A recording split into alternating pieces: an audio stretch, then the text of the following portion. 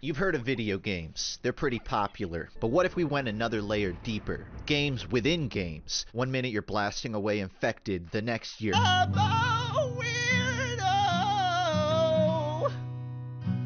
What the hell am I doing here? It's pretty brilliant, actually. Let people take a break from the game itself without actually exiting out of it. There's no shortage of possibilities. Maybe it's gambling, or playing an instrument, or reading a book. I must finish my cleaning, sir. The mistress will have my head if I do not. Cleaning, eh? I have something for you. Here, polish my spear. Whatever it is, these activities can be super memorable chances to deviate from a game's formula and try out something fringe. And I figured I'd share with you a couple of my favorites. We've got the obvious examples like Yakuza, where the whole game is about these serious events, with Kiryu having to prove his innocence in a murder case and try to acquire this important lot of land, all while learning what it means to be Yakuza. But also, you've got this.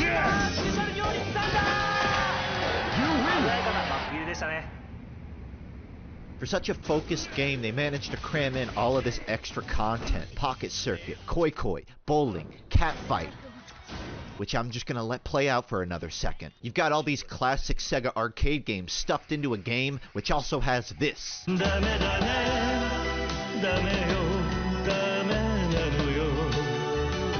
Striking the right balance between main story and meandering is tough, but I know whenever I boot up a Yakuza game, I'm getting that 5-star cuisine. It's pretty great, if you ask me. A good minigame is like garlic bread, or hash browns. It adds on to the entree without leaving you too full to finish it. Shenmue is really funkin' good at this too. You've got this quick time punch game, darts, slots, then you reach Shenmue 3, where you got this, and the logs, the forklift, frogs, chickens. There's so many goddamn minigames. Fishing, it's Sega. Everything has fishing.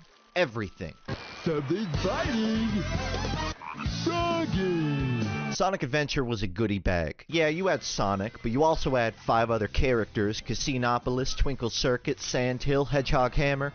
Tornado sucked. But what didn't suck was the Chow Garden. See, in between levels you attend this virtual daycare, completely different from the rest of the game, yet oddly perfect at breaking up the pacing of the levels around it. Thing is, these gardens are exclusive to the Adventure series. Every other modern Sonic game has nothing like it, and unlike the 2D era, which featured all these special stages to break up levels, 3D Sonic doesn't make much of an effort to do that kind of thing anymore. I always thought it was weird Sega has this diverse history of making minigames, yet Sonic's gotten less and less of that over the years. Like Secret Ring tacked on these multiplayer games, but 1, nobody played those, and 2, everybody wants the Chow Garden back. You can make a single-player campaign that incorporates minigames into it. Just look at Zelda. Horse racing, snowballing, letter sorting, fishing, sledding, the crane, Goron races, Ditto's dive, Super Cuckoo.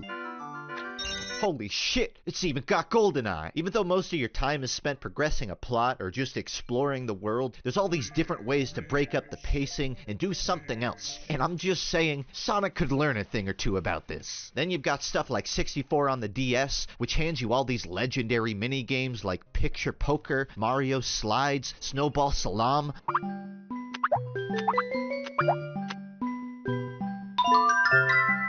Nice try. I listen to Weezer. Metal Gear Solid 2 is all about clearing areas and item management, all while following this intricate plot line. Then Substance version has this.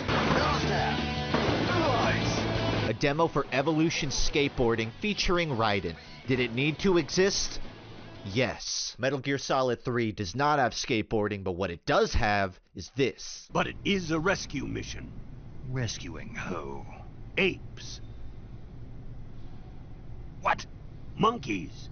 But not just any monkeys. Well, you said monkeys? A monkey. I have to save it. Don't worry. In true Kojima fashion, Substance also hid this nightmare sequence into the game where you play as a dude named Guy Savage fighting zombie hordes, which, fun fact, was supposed to be a preview for a unique standalone game, but that game never got made, so this is all that remains of it. Still better than Survive. Doom Eternal did something that I found really clever. If you head into Doom Guy's room and type Flynn Taggart on the computer, you unlock the entirety of Doom 2. If you collect all the floppy disks hidden across the game, you get Doom 1. Doom within Doom. That's what I'm talking about. Pokemon burns through minigames like Charizard eating Takis. We got the slots, Pikachu's beach, contests, secret bases, a personal favorite of mine. Super training, this was just a genius idea. Train your EVs by battling balloons. Also bad shining.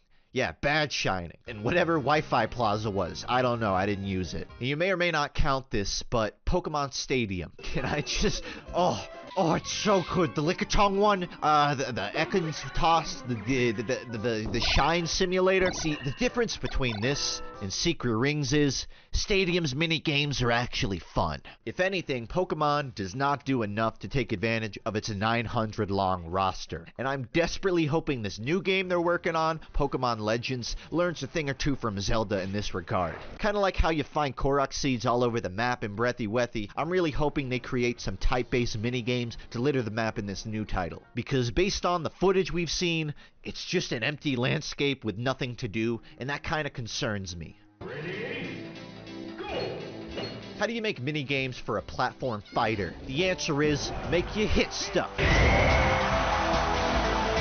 My favorite credit sequence of any game, period, is Smash Bros. Melee. I can't read any of these names, but my monkey brain is entertained by firing at them. Oh shit, the monkeys are back!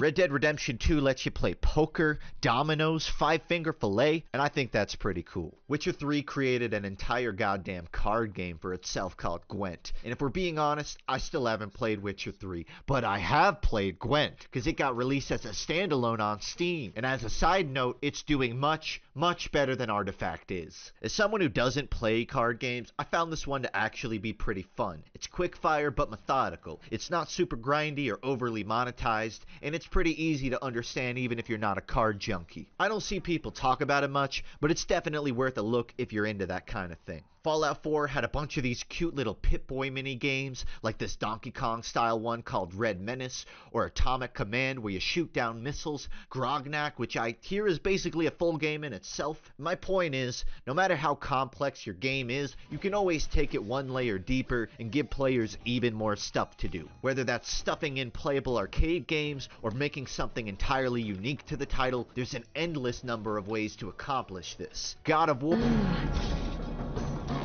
I said God of War. God of War.